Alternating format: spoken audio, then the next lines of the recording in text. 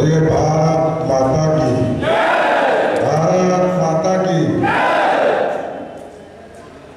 आज यहाँ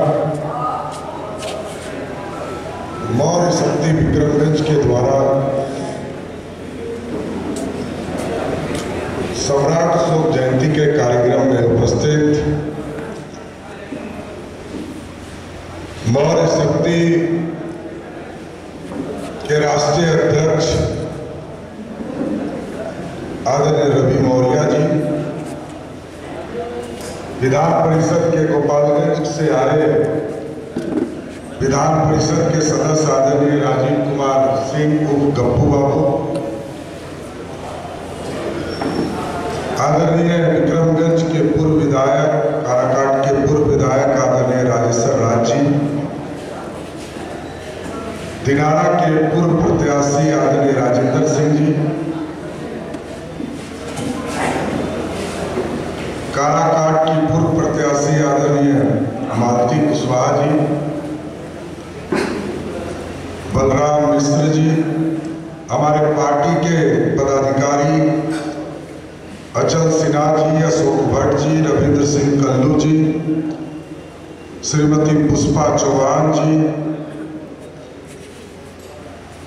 डॉक्टर मनीष जी, बलराम मिश्र जी, मदन वैश्य जी, जवाहर सिंह जी और इस मौर्य शक्ति के कार्यक्रम में उपस्थित तमाम भाइयों, बुजुर्गों, नौजवान साथियों, छोटे छोटे बच्चों, आज हम उस राजा का गुणगान करने बैठे हैं जिस राजा ने इस देश में आज जो भारत आप देख रहे हैं इतिहास में, इसके 3 गुना बड़े राज देश पर राज करने का काम किया। और इसकी शुरुआत पंडित चाणक्य ने चंद्रगुप्त के माध्यम से शुरुआत कराया, गरीब के बेटा को गद्दी तक पहुंचाने का काम किया। और उस समय के राजा धनानंद जो अत्याचारी थे, उनसे लड़कर मौर्य डायनेस्टी की शुरुआत कराया। और चंद्रगुप्त ने शुरुआत जरूर किया, लेकिन यदि यज्ञ है किसी चरम पर पहुंचाने का काम किसी ने किया तो वो महान सम्राट अशोक थे, जिसने पूरी दुनिया को जीतने का काम किया। और आज का अफगानिस्तान, आज का पाकिस्तान, आज का ओमान, आज का बर्मा, आज का श्रीलंका, नेपाल, ये सारा हिंदुस्तान था। आज अखंड भारत की कल्पना को इस देश में 140 करोड़ लोग रहते हैं और हम समझते हैं कि कश्मीर से कन्याकुमारी हमारा देश है, लेकिन अखंड भारत में साथियों अफगानिस्तान भी हमारा था और यही पटना हमारा पाटलिपुत्र जो राजधानी था, और कश्मीर, जिस कश्मीर की लड़ाई आज भी चल रही है, वो कश्मीर उप राजधानी हुआ करता था सम्राट अशोक का। आप सोचिए कि देश के प्रधानमंत्री आदरणीय नरेंद्र मोदी जी ने और देश के यशस्वी गृह मंत्री जी ने आज यदि कश्मीर से 370 हटाया तो ये सपना यदि किसी का पूरा हुआ तो वो महान सम्राट अशोक का सपना पूरा हुआ। और आज भी हम तो निमंत्रण भी देने आए आपके बीच में। मौर्य शक्ति के लगातार इस पूरे चारों जिले में घूम घूम कर आप तमाम लोग आरा में, बक्सर में, कैमूर में, सासाराम में, बगल के औरंगाबाद में, अरवल में रवि मौर्य जी के नेतृत्व में कार्यक्रम चल रहे हैं और लगातार मौर्य शक्ति को आगे बढ़ाने का काम कर रहे हैं। लेकिन साथियों, हम आग्रह करने आए हैं कि देश के यशस्वी गृह मंत्री जी आदरणीय अमित शाह जी 2 अप्रैल को सासाराम के रेलवे मैदान में आने वाले हैं। आप तमाम लोगों से आग्रह है कि 2 अप्रैल को भी सम्राट अशोक की जयंती को मनाने के लिए सभी लोग सासाराम चलने का काम करें। और जो अधूरे सपने रह गए, जिन चीजों की चर्चा रवि मौर्य जी कर रहे थे, बीच के कालखंड में जब हम यहां आए और सम्राट अशोक के शिलालेख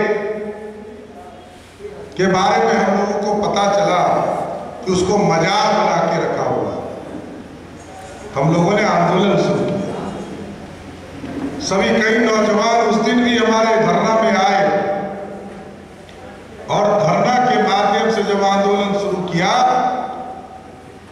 तब देश के यशस्वी प्रधानमंत्री ने मॉनिटरिंग शुरू किया। साथ कल भी मैं प्रधानमंत्री जी से मिल रहा था, उन्होंने आश्वासन हमें दिया है कि जो सासाराम में चंदन पहाड़ी पर जो शिलालेख है, इसको पूरी रूप से व्यवस्थित करने का काम भारत सरकार करेगी।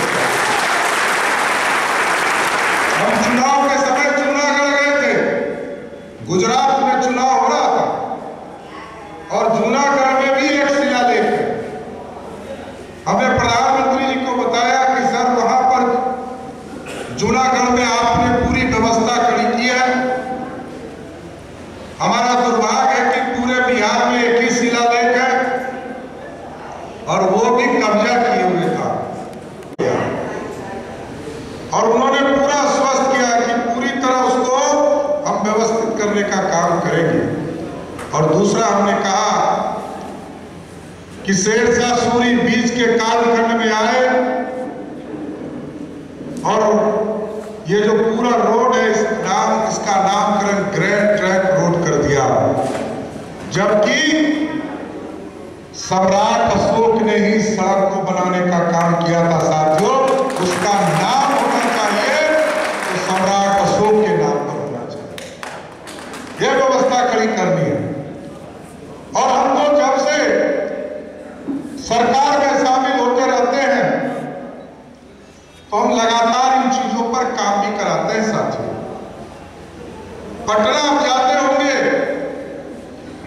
तो मैंने शुरुआत वहीं से किया था। पटना में कृष्ण मेमोरियल हॉल के गांधी मैदान के बगल में आपने देखा एक भव्य सम्राट अशोक कन्वेंशन हॉल बनाया और पूरे बिहार में जितने भी नगर निकाय हैं उसमें हमने तय कर दिया कि अब वहां यदि टाउन हॉल बनेगा तो उसका नाम भी सम्राट अशोक कन्वेंशन हॉल बनेगा। शुरू हो गया। आज यदि आपके यहां नहीं बना है तो हम जरूर आग्रह करेंगे कि यहां जमीन उपलब्ध कराइए। सभी लोग मिलकर हम उस पर भी राशि तुरंत उपलब्ध कराने का काम करेंगे। इतना इसलिए मौर्य शक्ति के लोगों को विशेष धन्यवाद देते हुए और मौर्य शक्ति इसी तरह आगे बढ़ते रहे, समाज के दुख को हरने का काम करते रहिए। मौर्य शक्ति का कर्तव्य है कि समाज के लोगों को जोड़ने का काम कीजिए, क्योंकि अब देखिए देश में तो चौगुने गति से देश का विकास हो रहा है। लेकिन दुर्भाग्य है कि हम जो राजा थे, हम दुनिया पे राज करने वाले थे, हम पीछे चल रहे हैं। हम बिहार के लोग बहुत पीछे हो गए। 15 साल हमने बैकवर्ड फॉरवर्ड के नाम पर दे दिया। 18 साल से नीतीश कुमार जी लवकुश के नाम पर सत्ता में रहे। अब इन दोनों को सत्य कि 100 में 90 शोषित है, 90 भाग हमारा है, 10 का शासन नहीं चलेगा। लेकिन साथियों, अब दौर बदल गया। अब 10 का शासन तो नहीं है, 90 में भी 2 ही आदमी सत्ता में है। एक का नाम है लालू प्रसाद और दूसरे का नाम है नीतीश सभी लोग बाहर हैं, इसलिए अब बिहार को बदलाव की जरूरत है। और बिहार के बगल में उत्तर प्रदेश है। पहले यदि गुजरात पड़ता था तो हम कहते थे 2000 किलोमीटर दूर है गुजरात, वहां रोड बन रहा है, बिजली हो रहा है, पानी की व्यवस्था हो रही है, रोजगार बढ़ रहा है, हम कहते थे बहुत दूर है, कर्नाटक, महाराष्ट्र, दिल्ली। लेकिन अब साथियों बिहार में एक इंजीनियर मुख्यमंत्री है और बगल में कौन है? एक बाबा मुख्यमंत्री है। लेकिन आप समझिए कि बिहार में 2,61,000 करोड़ का बजट है और 2,61,000 करोड़ के बजट में मात्र 38,000 करोड़ रुपया बिहार सरकार रेवेन्यू लाती है और 1,70,000 करोड़ रुपया भारत सरकार देती है। आज कितना खर्चा हो रहा है मालूम है आपको? 40 लाख करोड़ रुपया। हम कितना खर्चा कर रहे हैं? 2,61,000 करोड़, मतलब 3 लाख करोड़ रुपया। और बगल में खर्चा होगा 40 लाख करोड़, मतलब 13 गुना अधिक विकास होगा उत्तर प्रदेश का। तो आप सोचिए, हमको नया बिहार बनाना है, नई उन्नति की ओर ले जाना है, बिहार को विकसित करना है, तो हमको भी उत्तर प्रदेश के 15 गुना विकास करना होगा। हम मौर्य शक्ति के माध्यम से चाहते हैं कि इस पूरे बदलाव में एक अहम योगदान देकर बिहार में बदलाव की नींव रखने का काम किया, कभी भी याद रखना। इसलिए साथियों और तमाम जो मौर्य शक्ति के साथी हैं उसको विशेष तौर पर धन्यवाद देते हुए, रवि मौर्य जी को विशेष तौर पर धन्यवाद देते हुए